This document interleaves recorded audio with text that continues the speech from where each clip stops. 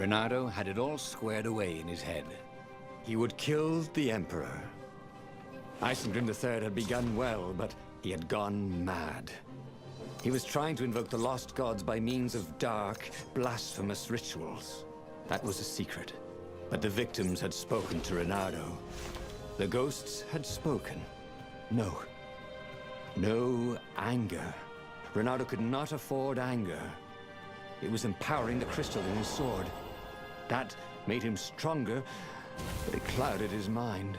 He would not be a hero. A hero strives. Renato would just be one with everything. The Emperor would die, and the wheel would turn, and all would be restored without rancor, without sorrow, without pain.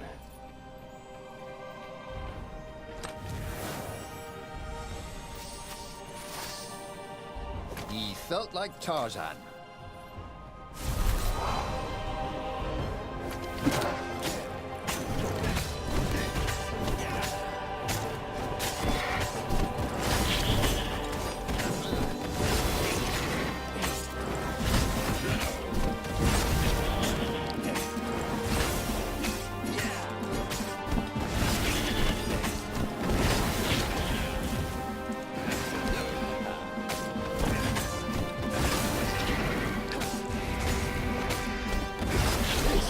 Within your aerobics craze, am I right?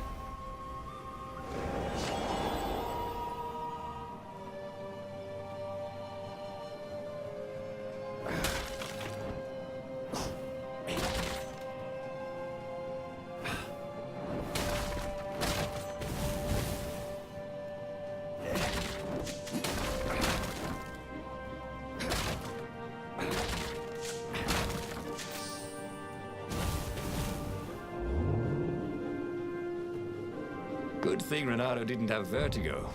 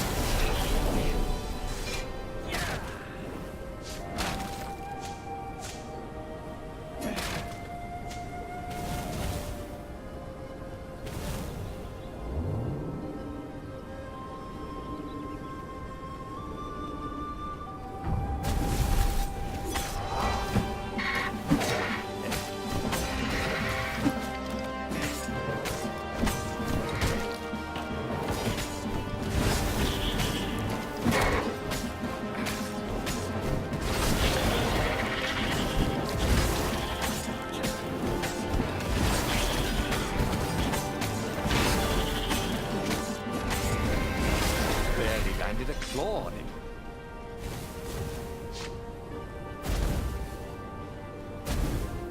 But the more he thought about it, and he had so much more time to think about it now that he was not worrying about battle, killing the Emperor would not change anything. Another would take his place. Perhaps Zenobia. Perhaps the Speaker of the Rebel Council, and power would corrupt them too, and death would make grief. Grief would lead to hatred. He must lead by example. Reject the violence. Reject the desire to create violence. But how?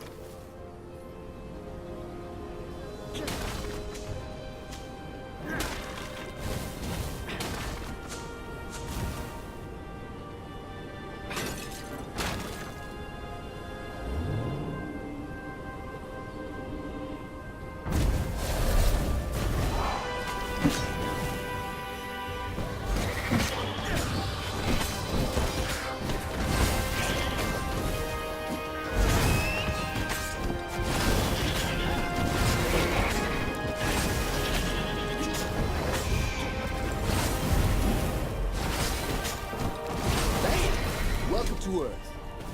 Renato told the corpses. It was something he'd seen in a play once.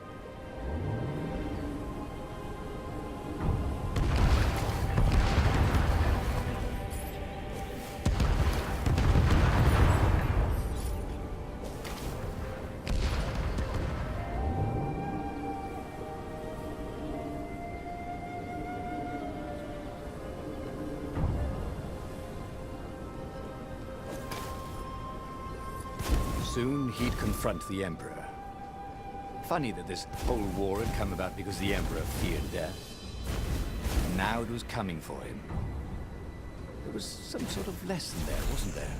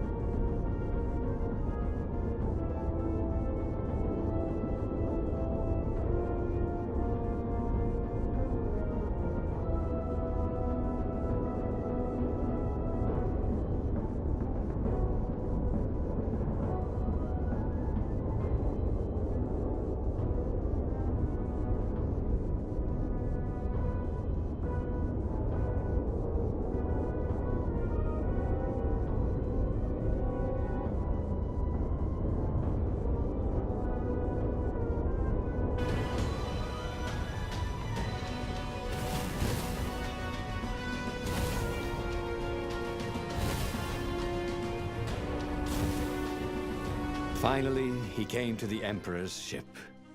The path behind him was strewn with dead ravens. The path to enlightenment. His mistake, he realized, was trying to change the world. The world would spin and the wheel would revolve whether he strove against it or not. What he had to do was nothing. He had attained enlightenment. He sat down, adopted a full lotus position, and began to meditate. And all around him, the warriors stopped fighting too. They knew. They could feel his enlightenment. They gave up fighting, dropped their weapons, and became his disciples. No, just kidding. The nearest raven stabbed him with a sword and then chopped off his head. I might not have thought this through properly. Thought Renato's head as it rolled around the deck and died. Renato stared at the book. he was still alive. Again. And still only flying away from burning Ubar. Had he lived that adventure? Or only dreamt it? Had he really died?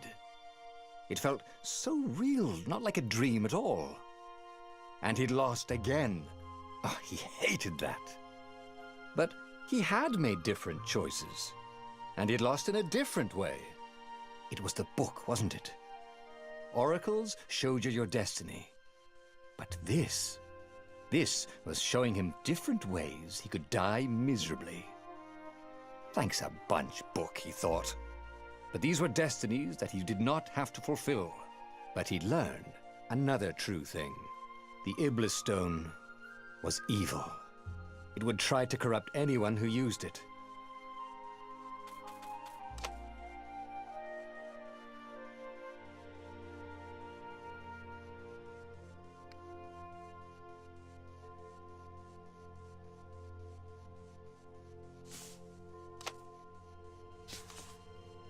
But that meant there must be a destiny where he survived and won, right? Otherwise, what was the point? And with that, the book's pages fluttered back once more to the beginning, and the clouds parted over the Isles of Boreas. It was time to choose. The rebellion was in trouble. Ravens were scouting for the secret rebel base. They needed a game-changer. Pieces of the Sky Ripper had surfaced. Or so a scholar in the mountains had told him. Surely the weapon that banished the lost gods could defeat the Emperor. Also, a temple had risen out of empty desert. The Iblis Stone was hidden there. It was a dangerous artifact. It could corrupt its user into a bloodthirsty monster. Maybe he could find a way to use it. To take its power without surrendering to its wickedness. And also, his old friend Lupino needed rescuing. Of course, Renato had a pretty strong suspicion that Lupino had betrayed the rebellion, but could